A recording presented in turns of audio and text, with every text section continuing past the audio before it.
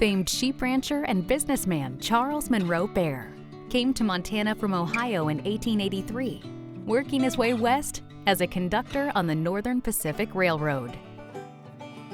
On the way, he met Mary Jacobs on her father's farm in Michigan. In 1886, he returned to ask for her hand in marriage. They first lived in Helena, Montana, where their daughter Marguerite was born in 1889. Bair began to invest his savings in land and sheep, and in 1891, he quit the railroad and moved his family to a ranch near Lavina. In 1893, the family moved to Billings, where they lived in a large brick home. Their second daughter, Alberta, was born in 1895. In 1898, Alaska's Klondike Gold Rush was in full swing.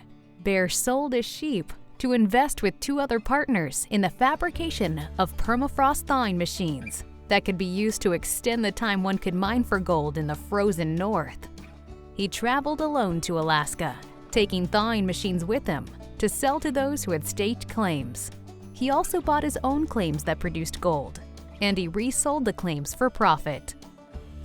Bair returned to Montana a wealthy man, financially prepared to rebuild his sheep operations, as well as to invest in numerous other opportunities that would ultimately grow his wealth. He soon became one of the largest sheep owners in the United States, at one point running as many as 300,000 head. He leased a large portion of the Crow Reservation until 1910, as well as railroad land and private land. In 1910, Bair purchased a home in Portland, Oregon, where Mary and the girls lived during the school year. Portland was better for Mary's health and provided cultural advantages for Marguerite and Alberta. The family-owned Bair Company acquired the Martinsdale Livestock Company and the John Grant Ranch that included this house in 1913, and Bair moved his base of operations from Billings to the ranch on the Upper Musselshell at the northern end of the Crazy Mountains. For almost 25 years, the family spent winters in California, most summers in Montana, at the Northern Hotel in Billings and at the Martinsdale Ranch, and the rest of the year in Portland. In 1934, Mrs. Bair wanted to return to Montana, and the family sold the home in Portland and started to live full-time at the ranch in Martinsdale. This house was the first remodeled to accommodate the antique furniture that had filled their Oregon home. In 1939, Marguerite married ranch foreman Dave Lamb. Alberta Bair never married, and neither sister had children. Charles died in 1943, and Mary died in 1950. They had never managed to travel as a family to Europe, although letters indicate they had planned to do so. Immediately following their mother's passing, Alberta and Marguerite applied for their passports and were off to Europe for the first of what would become over a dozen trips. Marguerite was interested in museums and art, while Alberta enjoyed the travel and meeting new people. As they gradually began to acquire an impressive collection of antique furniture and silver, Marguerite began to envision their Martinsdale home as a museum that they would leave to the citizens of Montana in their father's memory. To accommodate the new additions and the family's original furniture, several additions were made to the home that expanded to 11,000 square feet. Marguerite returned from Europe with drawings of decorative molding, woodwork, and elaborate doors, and would find artisans in Montana to recreate her discoveries in this house. We start our tour at the north end of the home, in the office, the first room added after the sisters began their trips to Europe. The original paintings are now in the Art Museum, but these reproductions show visitors where Marguerite and Alberta hung their father's collection of Russells and Sharps, as well as the European paintings they later collected. This room is also an introduction to the sisters' eclectic style. Over the fireplace is a watercolor circa 1897, Enemy Country by Charles M. Russell. On the hearth sits a flintlock gun, purportedly owned by a friend of Daniel Boone's, made in Pennsylvania, circa 1759 by Bodenheimer. On the north wall, we see a French Louis XVI bracket clock in the Boule style by André Charles Boule. early 19th century. Over in the northeast corner, we see a 20th century Louis XV desk and a George III period English red lacquer clock by George Prior, circa 1780. Not to be missed in the corner, a large cast iron coffee grinder from the old ranch house, patented July 12, 1898. The paintings over the sofa include a large British pastoral landscape by J.F. Herring and George Cole. Herring was a landscape painter, and Cole an animal painter. Flanking the Herring-Cole are two paintings by French artist Edouard Cortés, known as the master of firelight painters. The sisters purchased this pair in Paris. On the coffee table, we see a beautiful collection of silver by 19th century English silversmith Paul Storr. Over the bar, we have the painting Powwow Days, painted in 1951 by J.K. Ralston of Billings. The next room is the Pine Room, built in the early 1940s just before the passing of Mr. Bair. This room originally held the entire Plains Indian beadwork collection. For conservation purposes, the objects are now in the Art Museum. The painting by the dining table is by Sharp, titled Little Bighorn River, painted in 1905. By the door, there are photos of Will James, Chief Plentycoo, Charlie Russell, and Bill Hart, all friends of the family. The red hunting pattern sofa fabric is chintz and was imported from England. In the corner is the Blue Bedroom, the home's original detached guest house that joined the main home when the Pine Room was built. When we first enter, we see a French marble-top commode, or chest from Louis XV by furniture maker Sebastian Matthew Criard. The mirror above is Italian in the Chippendale style. Next, we have the table between the beds, a George III inlaid mahogany Pembroke from the late 18th century. The painting on the south wall is by German artist Suzanne Eisendiek. On the north wall hangs a winter scene on the Crow Reservation by J.H. Sharp, painted in 1903. As we leave the Pine Room, we enter the foyer. Normally, people would enter the house through this door. On the settee, you will notice a collection of hats. Marguerite and Alberta always wore hats. Next is the home's formal dining room. This room is a treasure house of silver. Again, most of it is Paul Storr, one of the premier 19th century English silversmiths. The table under the window is an English Hepplewhite George III wine and hunt table circa 1825. Going past the fireplace, we see the table in the corner is Duncan Fife design. In the corner to the left is a Regency early 19th century convex mirror. The D-shaped sideboard under the double window is a George III era English design by Sheraton. The corner cupboard is designed by English furniture maker Adam. The sideboard to your right is English Sheraton. The picture above is of Henrietta, the second daughter of Louis XV. The turquoise-lidded urns are Sèvres porcelain, Louis XVI gilt bronze from the late 19th century, and are a gift to Marguerite from her husband Dave Lamb. The dining room table is a George III design circa 1800, and the side chairs are a Chippendale design. On the table are two Regency Warwick wine coolers by Paul Storr.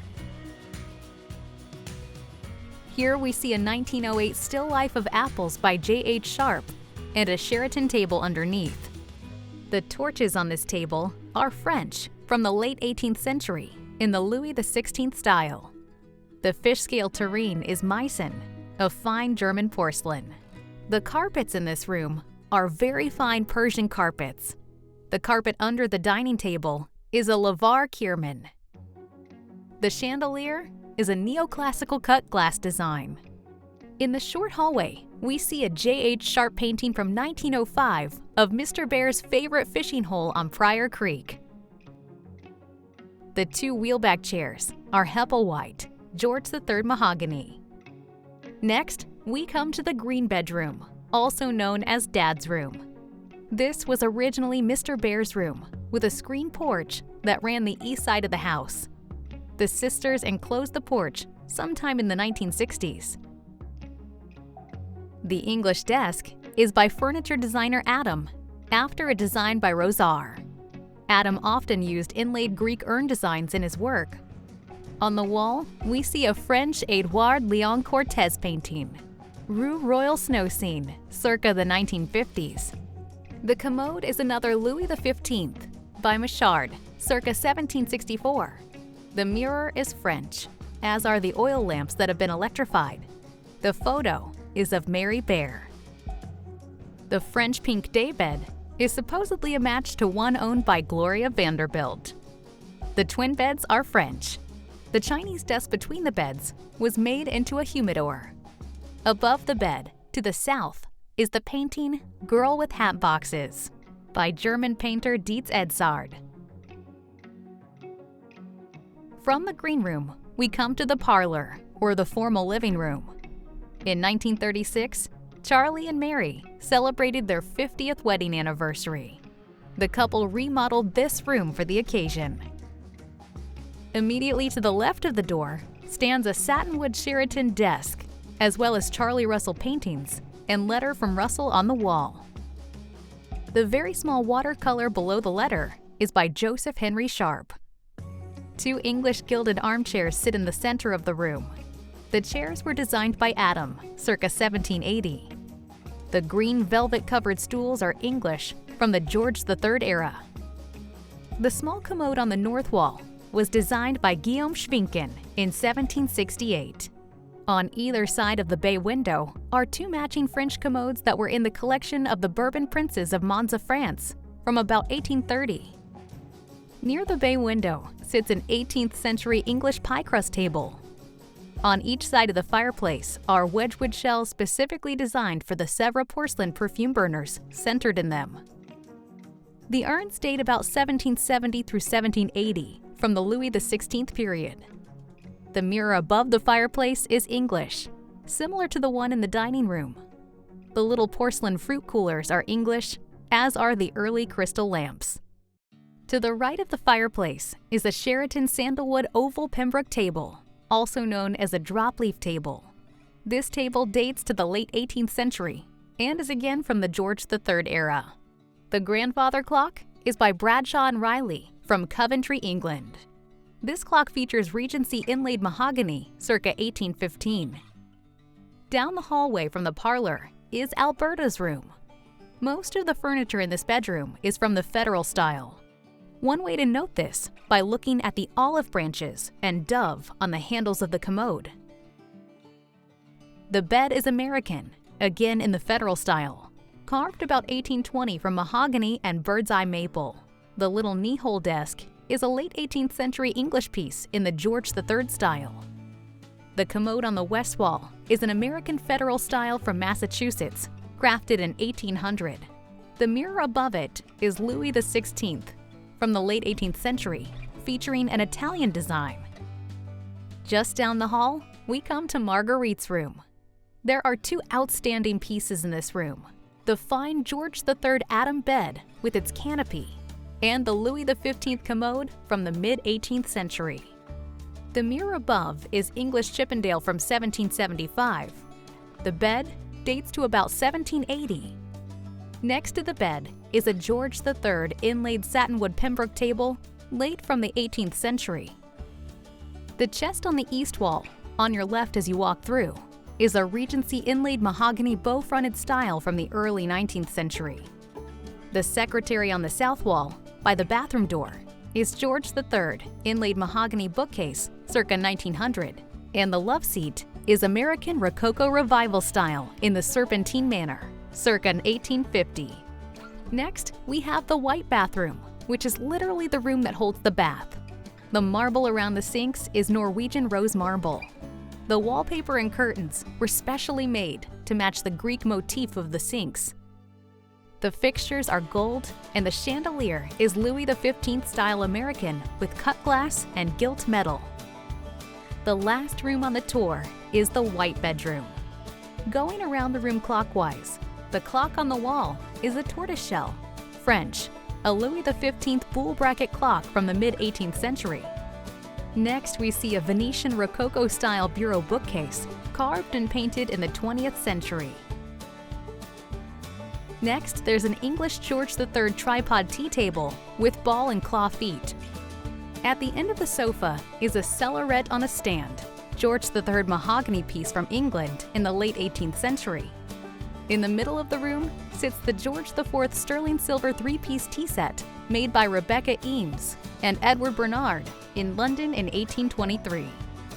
The most outstanding piece in this room and the house is the Chippendale mirror on the west wall, with its pagoda-top mythical bird and bells which date to about 1765. It has its original gilt. The commode beneath is Louis XV, circa 1750, and signed by John Baptiste Hedwin.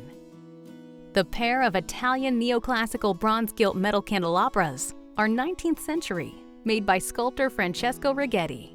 The candelabra arms were designed to include the figures are French from the late 18th century, about 1795.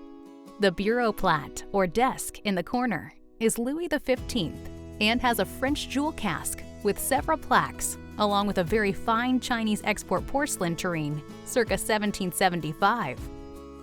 The shield-back chairs are mahogany George III style after Adam, while the fireplace screen is English from the late 18th to early 19th century. On the mantel of the fireplace are Paul Store wine coolers dated to 1813. The fruit coolers are English from about 1810. In the center is a Cortez painting.